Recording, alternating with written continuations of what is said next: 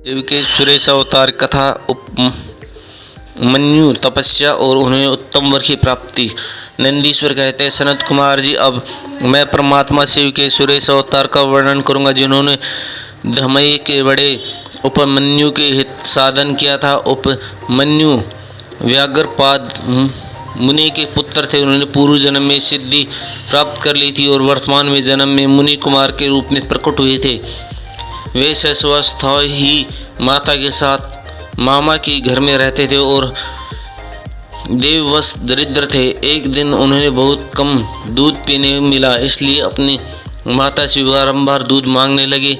उनकी तपस्विनी माता ने घर में भीतर जाकर एक उपाय किया।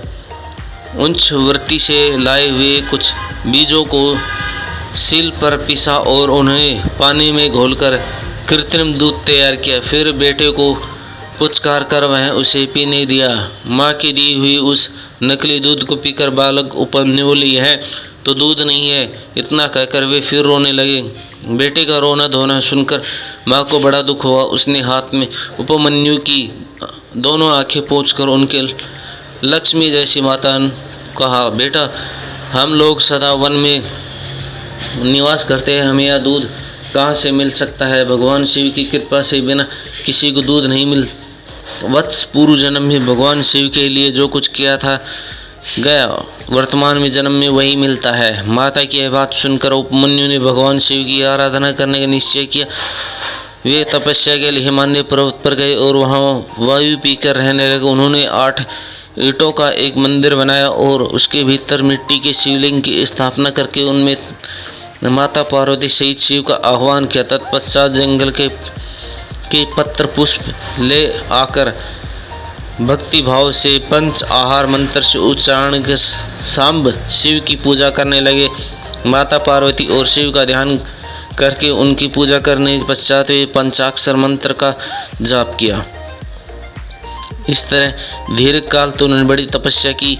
मुनि बालक उपमन्यु तपस्या से चराचर प्राणियों सहित त्रिभुवन संतृप्त हो उठा। वे देवताओं की प्रार्थना से उपमन्यु भक्ति भाव की परीक्षा लेने के भगवान शंकर उनके समीप पधारे। उस समय शिव ने देवराज इंद्र, पार्वती, सची का नंदीश्वर, वृषभ ने ऐरावत हाथी का, शिव के गणों ने संपूर्ण देवताओं का रूप धारण कर लिया।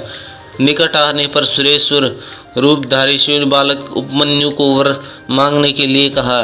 उपमन्यु ने पहले तो शिव भक्ति मांगी, फिर अपने को इंद्र बताकर जब उन्होंने शिव की निंदा की, तब उस बालक ने भगवान शिव की अतिरिक्त दूसरे किसी से कुछ भी नहीं लेने स्वीकार कर दिया। वे इंद्र को मारकर स्वयं भी मर जाने को उद्यत हो गए। उन्होंने जो अघोरास्त्र चलाया उसे नंदी ने पकड़ लिया और उन्होंने अपने को जलाने के लिए जो अग्नि की धारणा की उसे भगवान शिव ने शांत कर दिया। फिर वे सबके सब अपने यथार्थ स्वरूप प्रकट हो गए। शिव ने उपमन्यु को अपना पुत्र माना और उनका स्तवन मस्तक सूंघकर कहा, वत्स, मैं तुम्हारा पिता और ये पार्वती तुम्हारी माता है। तुम्हें आज से सनातन कुमार तत्व प्राप्त है। मैं तुम्हारे लिए दूध, दही और मधु के सहस्त्र समुद्र देता हूँ। वह भोज्य आदि पदार्थों की भी समुद्र तुम्हारे लिए सुलभ होंगे। मैं तुम्हारे अमरत्व तथा अपने गणों का आधिपत्य प्रदान करता हूँ। ऐसा कहकर शंभु ने उपमन्यु को बहुत से दिव्य वर दिए। पशुपत ज्ञान तथा व्रत योग्य उपदेश किया, प्रवचन की शक्ति दी और अपना परम पद अर्पित किया। और फिर दोनों हाथों से उपमन्यु को हाथ से लगाकर उनका मस्तक सूंघा और देवी पार्वती को सौंपते हुए कहा, यह तुम्हारा बेटा है। पार्वती ने बड़े प्यार से उनके मस्तक पर अपना कर कमल रखा और उन्हें अक्षय कुमार पद प्रदान किया। शिव के संतुष्ट होने के कारण पणीभूत एवं अविनाशी साकार क्षीर सागर प्रस्तुत कर दिया। साथ ही योग संबंधी ऐश्वर्य, नित्य संतोष, अक्षय ब्रह्म विद्या तथा उत्तम समृद्धि प्रदान की। उनके कुल और गोत्र के अक्षय होने के कारण वरदान दिया। यह भी कहा कि मैं तुम्हारे इस अक्षय पर नित्य निवास करूँगा। इतना कह रहे भगवान शिव अंतर्ध्यान हो गए। उपमन्यु वर पाकर प्रसन्नता पूर्वक घर आए। उन्होंने माता से यह बात बताई। सुनकर माता को बड़ा हर्ष हुआ। उपमन्यु सबके पूजनीय और अधिक सुखी हो गए। तात इस प्रकार मैंने तुमसे परमेश्वर शिव के सुरेश अवतार का वर्णन किया है। यह अवतार सत्पुरुषों को सदा ही सुख देने वाला सुरेश्वर अवतार की यह कथा पापों को दूर करने वाली तथा संपूर्ण मनोवांछित फलों को देने वाली। जो इसे भक्तिपूर्वक सुनता है यह सुनाता है, यह संपूर्ण सुखों को भोग अंत में भगवान शिव को प्राप्त होता है।